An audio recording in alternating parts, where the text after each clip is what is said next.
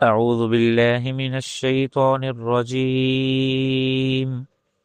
بسم الله الرحمن الرحيم. فإن لم تفعلوا ولن تفعلوا فاتقوا النار التي وقودها الناس والحجارة أعدت للكافرين. وبشر الذين آمنوا وعملوا الصالحات أن لهم جنات تجري من تحتها الأنهار كلما رزقوا منها من ثمرة رزقا قالوا هذا الذي رزقنا من قبل وأتوا به متشابها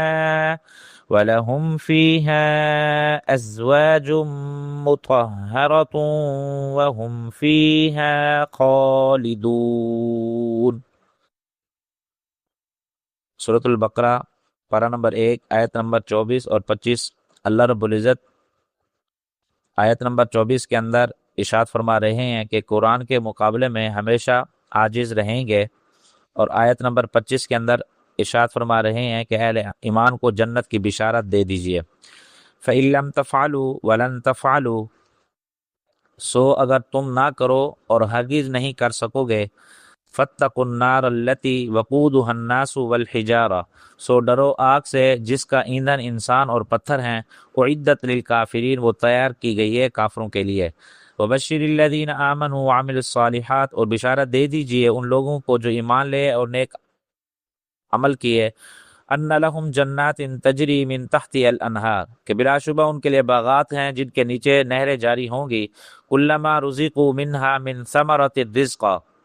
جب کبھی بھی ان کو ان باغوں میں سے کوئی پھل بطور غذا دیے جائیں گے، قالوا هذا الذي رزقنا من قبل واتوا به متشابها،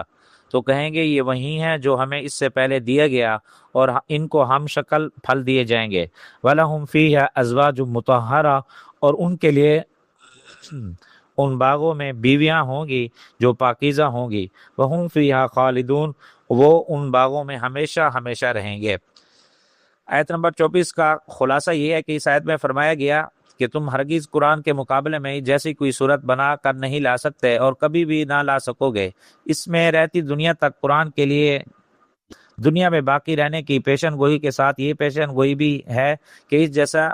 کوئی بھی جماعت یا کوئی فرد نہیں بنا سکتا۔ یہ دونوں پیشن گوئیاں صادق ہیں، سچی ہیں، سب کے سامنے ہیں۔ پیارے نبی صلی اللہ علیہ وسلم کی نبوت عام ہے، تمام افراد انسانی جب تک بھی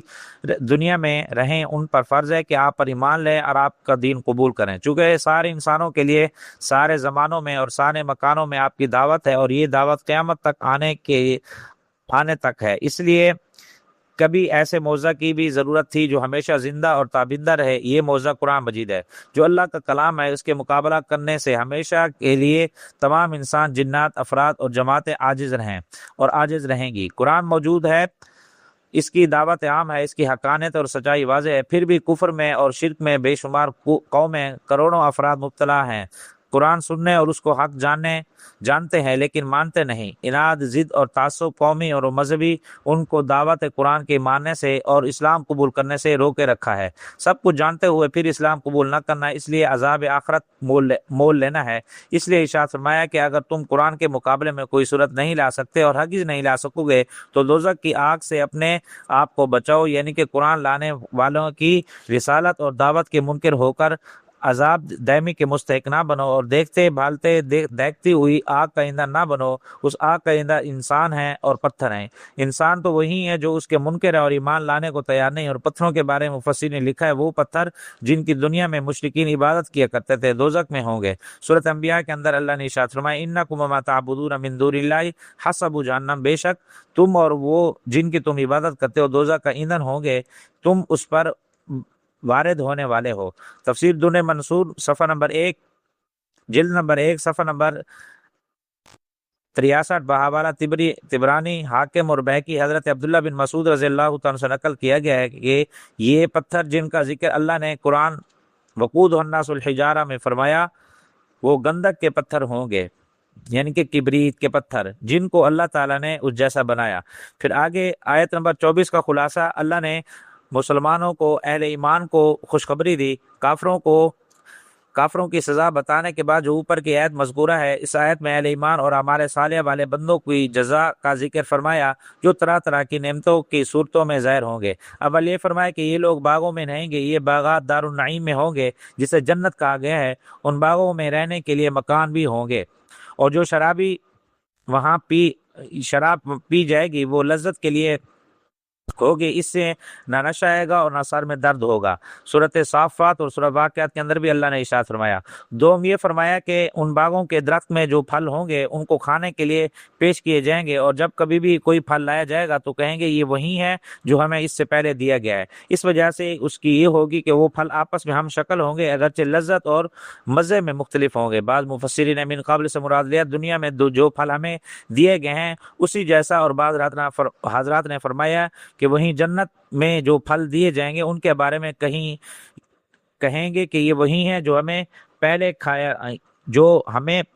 جو ابھی پہلے کھایا تھا۔ مفسر بیضاوی فرماتے ہیں کہ پہلے معنی زیادہ لینا ظاہر ہے تاکہ کل ماں کا عموم باقی رہے، کیونکہ جنت میں سب سے پہلے جب پھل ملے گا اس کے بارے میں یہ کہنا کہ یہ وہی ہے جو اس سے پہلے دیا گیا اس وقت صحیح ہو سکتا ہے جب من قبل سے دنیا والے پھل مراد لیے جائیں، لیکن صاحب نصفی لکھتے ہیں کہ جس کا مطلب یہ ہے کہ ان کا یہ کہنا کہ یہ وہی ہے جو ہمیں دیا جا چکا ہے۔ بعض حضرات نے یہ اشکال کیا کہ دنیا والے پھل مراد لیے جائیں تو اس سے یہ لازم ہوتا ہے جنتی پھل صرف انہی پھلوں کے مشابہ ہوں گے جو دنیا میں۔ یہ اشکال کو کوئی وزن نہیں رہا، اس لیے کہ اگر شروع داخلہ کے وقت دنیا والے پھلوں کے مشابہ دیے جائیں، پھر ان کے پھلوں کی انواع اور اقسام پیش کیے جائیں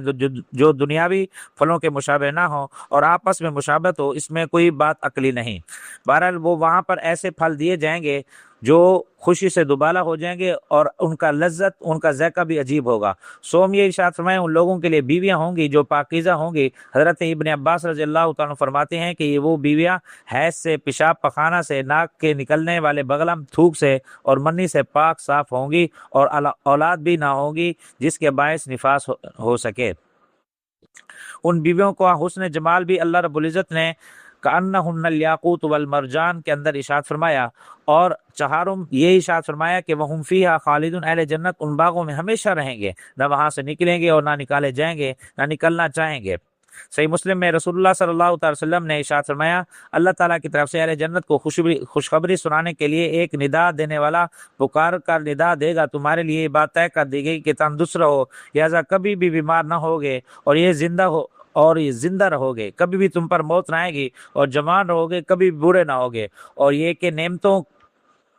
میں رہو گے، تمہیں کبھی محتاجگی نہ ہوگی۔ جلد نمبر 2